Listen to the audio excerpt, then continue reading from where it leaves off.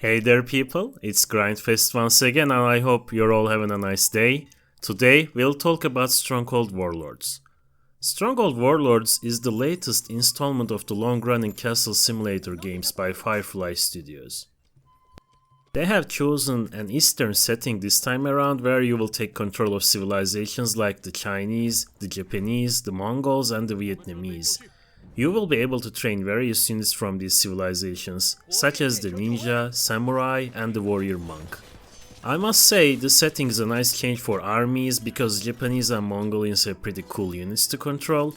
I'd like to think that most RTS fans would like using samurai or horse archers. On the other hand, the setting isn't that great for a castle simulator in my opinion. The castles just don't feel the same like the classics. As you would guess, how the economy works is mostly the same like the older games. There are various buildings that produce or process materials as usual.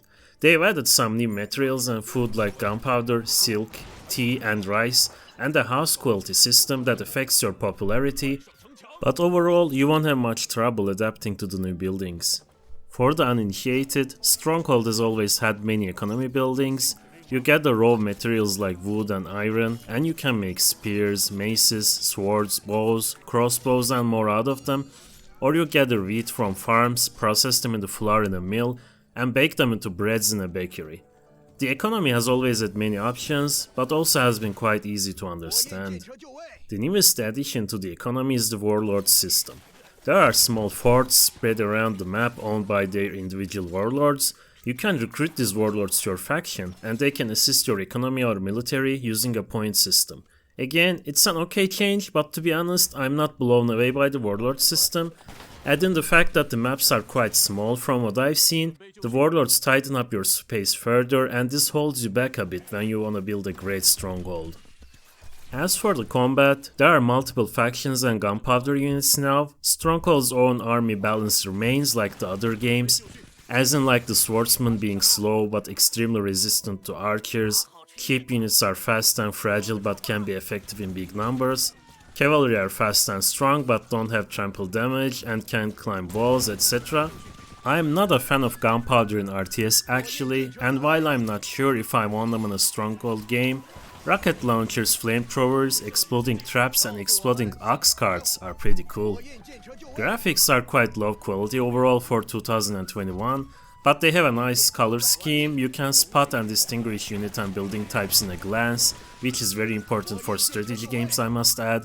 Overall, everything fits well. My main issue is with the animations. It feels like the units move and act similar to games like Age of Empires 3, and that was quite an old game. Also, the fluff interactions like the scribes' remarks and peasant responses where they complain about taxes and stuff is mostly missing. You hear some responses, but they aren't as witty as the older games, and the game's not the same without the scribe's face on the UI. Not much to say about the UI itself. It has a plain and useful design, but it lacks beauty. Overall, I can't really put my finger on it, but for some reason it felt like I was playing Age of Empires 3 more than a Stronghold game. The game isn't boring at all, but not that much fun to play either. To conclude, it could be worth a shot in a discount, but the game doesn't quite have the magic of Stronghold and Stronghold Crusader, much like the latest installments. I would only recommend this if you feel that you're done with the classics and don't want to play other kinds of strategy games. These are my thoughts about Stronghold Warlords.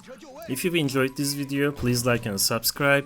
If you want me to talk about a specific game, please let me know in the comments. See you in the next video. Peace!